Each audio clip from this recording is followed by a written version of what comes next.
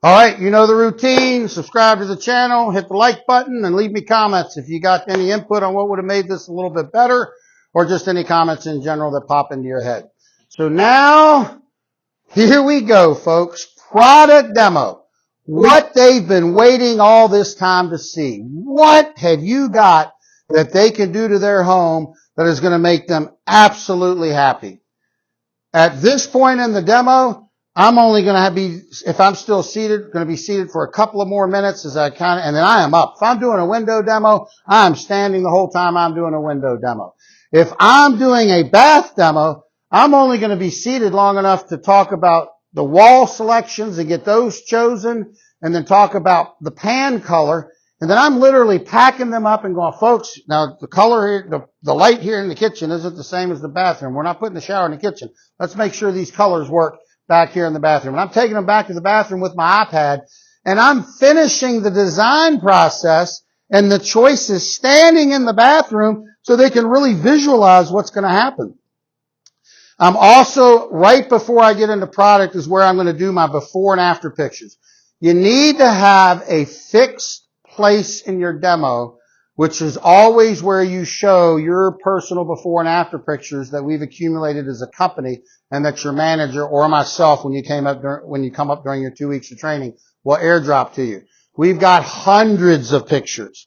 And these pictures are great because you want to show them right before you carry them to the bathroom, because the big impression you're doing with the pictures, you're just letting them see how dramatic the change was for other people. Look at how bad this shower was. Look at how beautiful it is. Look at what they had. Look at what they got. Look at their old dark kitchen. Look at their new light kitchen. Look at these battered up, beat up cabinets, and look how beautiful the kitchen is when we're done. Look at this terrible wood window and how beautiful it was when it's finished. Look at these two double hungs outside the house, and now look at these beautiful bay windows we put in. You're not worried about so much showing them exactly what they're going to get. You'll do that with product selection when you get in front of the window or in front of their bathroom or in the kitchen.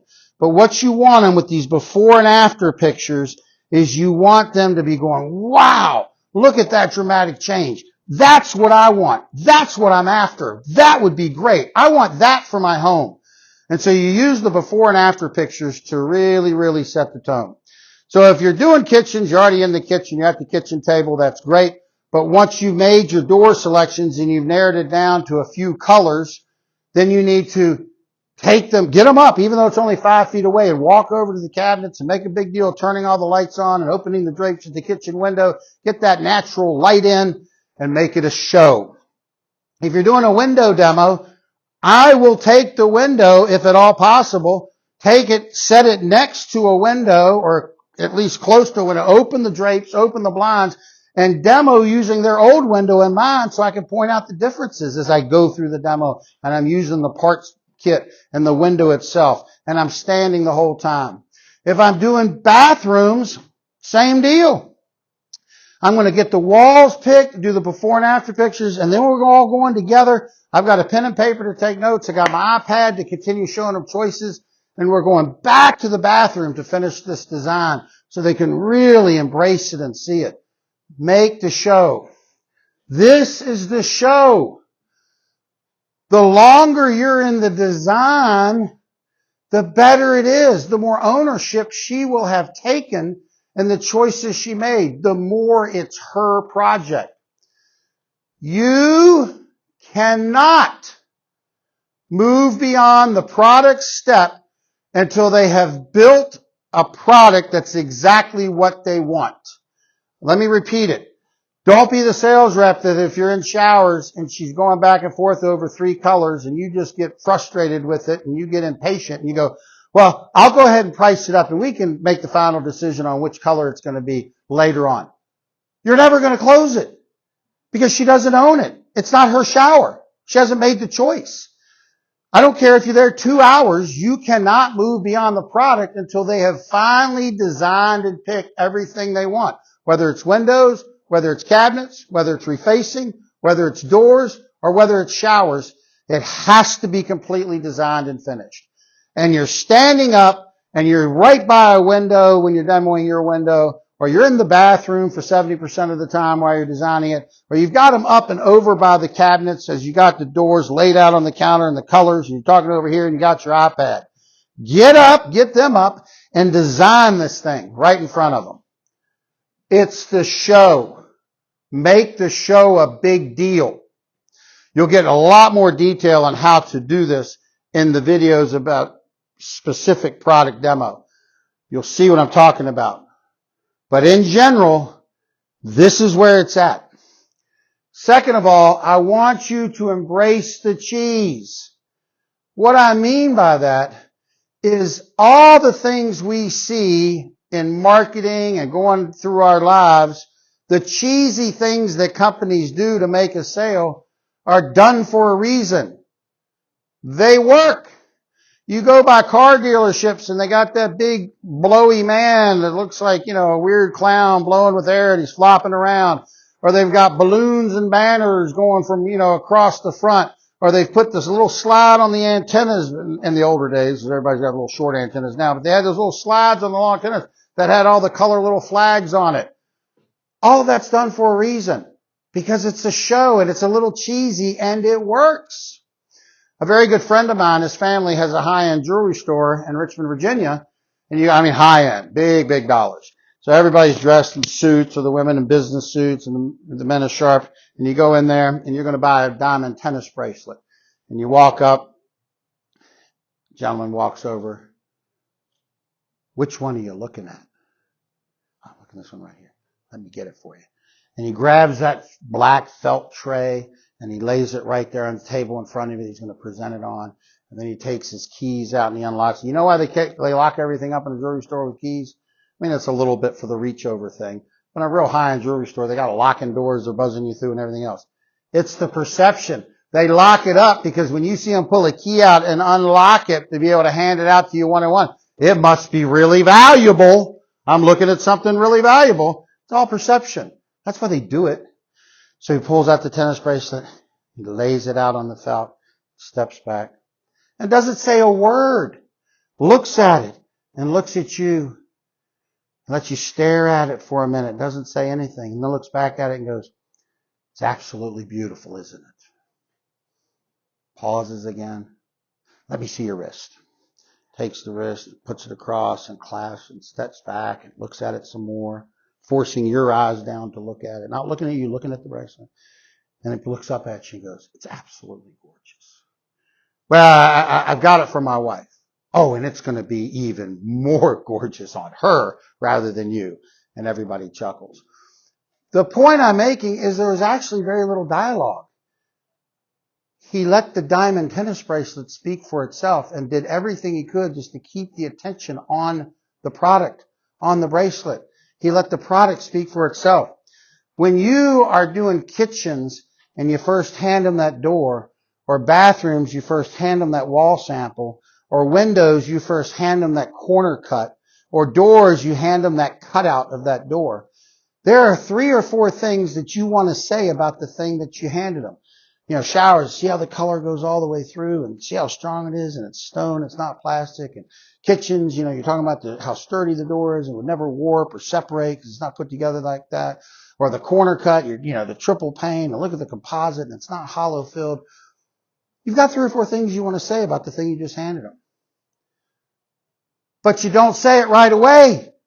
Because if I hand them the door or the wall or the corner cut and then I start saying those things that I want to say, I don't give them a chance to think and draw their own conclusions. I don't give the product a chance to speak for itself. So I hand it to them, and without saying, I let them move it around and look at it and hand it back and forth and tap on it. And I'm letting them think. Oh, it's really beautiful. Oh my God, look how sturdy it is. Wow, it's hefty. Wow, it's heavy. I'm letting them percolate. And then after they've had a moment to themselves to really let the product sing and their eyes come back up to me, then I tell them those 2 or 3 things I had to tell them. They're still there. They're still there to be told. I didn't have to spew them out of my mouth as soon as I handed the item to them. I let the product speak for itself. Let them get in awe Let them start making their own conclusions and thoughts and all that. And then I still said the 2 or 3 things that are relevant that I want them to think on, guiding their learning process. But don't shotgun it out there. When I first take the window and I pull the cover up and I set it up on the kitchen table, and I always start with the outside. For years, I've been doing this 30 years, I go look at it. That's a great looking window, isn't it? I let the window speak for itself. I give them a minute to look at it and really start thinking about it. And then I bring them back to it. That's a great looking window, isn't it? And then I go into the demo. The things I'm going to say aren't going anywhere, so I don't have to run to those things I'm going to say. I'm knowing it's a show, and I'm embracing the cheese, and I'm really building up. This is what they've been waiting for. Give them that roller coaster ride of excitement. Let them feel it. If you think you need to be professional and technical, and I'm going to give you a lot of technical detail, I'm going to teach you about this window and all that, you're going to suck at this business. Oh, I can talk technical. I know the technical aspects of all the products. And if I got an engineer, an accountant, or somebody like that in front of me, or somebody that's done a lot of research on it on the web, so they think they know a little something, they want to ask questions, we can have that conversation. But I don't create that conversation. I create the show and the cheese and the fun and excitement. Because most people, that's all they want. And if they want to go technical or they want to go down a road, I let them go there before I start. Because all that technical mumbo jumbo for most people, all you're doing is make it harder to sell because they're like, I don't know what that is. Maybe I need to find out. That's a lot of money. Maybe I need to figure out what that low E triple pane 22 layers titanium blah blah blah and really dig into that. And they can't decide to buy. I mean, I'm going to talk about those things, but I'm going to talk about them in very layman terms, easy to understand, and in exciting fashion about, wow, what it does for you. FAB, features, advantages, and benefits. What does it do for you? Feature. Our walls and our showers are stone composite.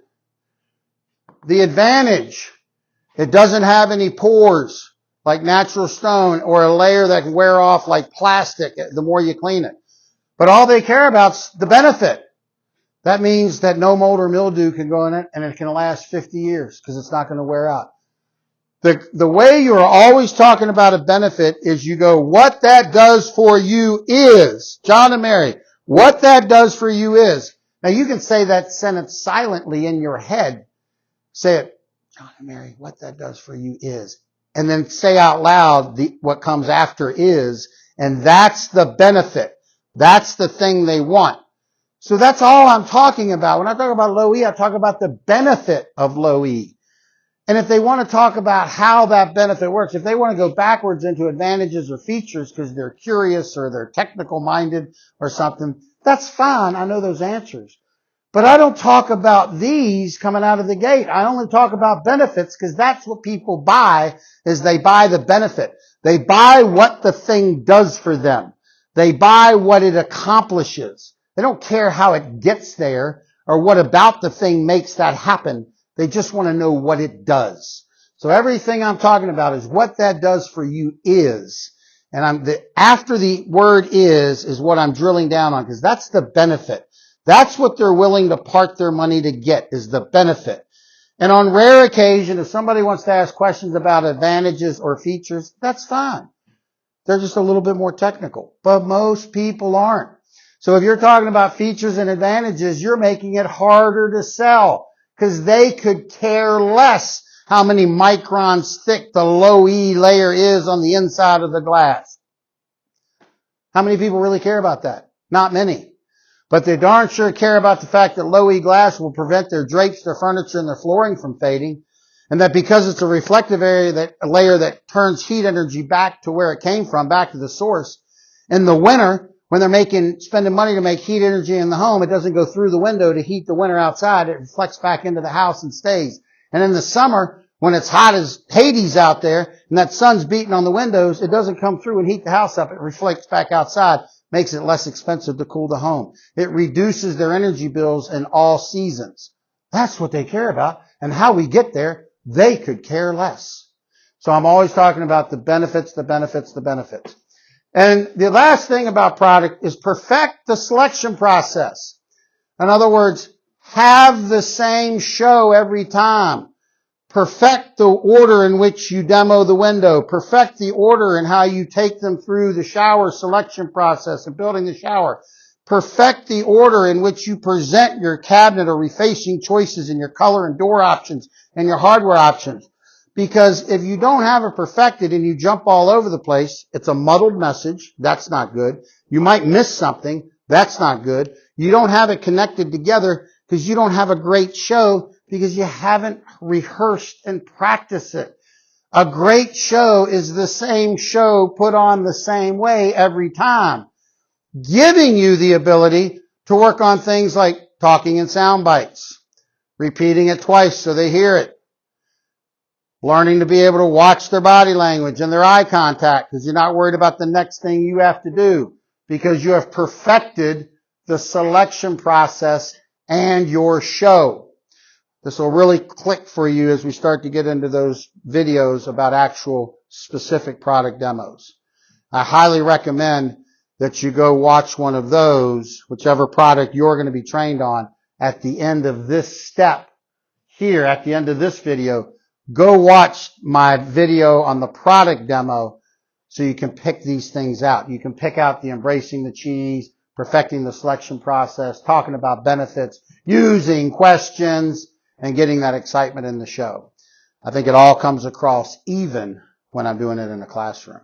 And the last thing I want to leave you with the product, remember we talked in the orientation that you want to come across as sharp as a tack, enthusiastic as hell, and an expert in your field. So if you're come across as sharp as a tack, enthusiastic as hell, that bubbling, boiling enthusiasm, not a cheerleader, bubbling and boiling, and an expert in your field. So you've been energetic and having fun. But then when you go to the kitchen or go to their window or go into their bathroom and you start getting excited about how much different this is going to look and how awesome this design is going to be, enthusiasm is contagious. And so you'll have a lot of people who are literally going to be like, I don't know exactly what that shower is going to look like because there's a lot of stuff going in, but I want whatever he's seeing. Look how he's an expert. He does this all the time. And look how excited he is about how my shower is going to look after they're done. I want that. I want that. I want whatever it is he's seeing. I want that. Or you're doing a kitchen design and they see you getting really excited about how dramatic the change is going to be and wow, how it's going to really complement the house. And they're like, I got most of it. I might be a little fuzzy on the edges, but by God, this person's an expert in the field, really knows what they're talking about, and they are sure excited about the difference. I want that. That's what sells. Enthusiasm is contagious. So let the reins slip as you get in here. Embrace the cheese, make it a show, and perfect the selection process, and slip that leash on your enthusiasm and let it start bubbling out a little bit. Because if they are thinking to themselves, I want whatever he or she is seeing, whatever that person's seeing, I want that. They're really excited about how dramatic this is going to be for my home. I want that. This person's an expert, and look at them. I want that. They got to want it, they got to need it, and they got to have it. And this is where you create it. This is where they decide that they want it, they need it, and they got to have it. This is where that magic happens. So make it a show. Don't be boring. Be standing up on your feet. Let your enthusiasm show. Let it shine. Embrace the cheese.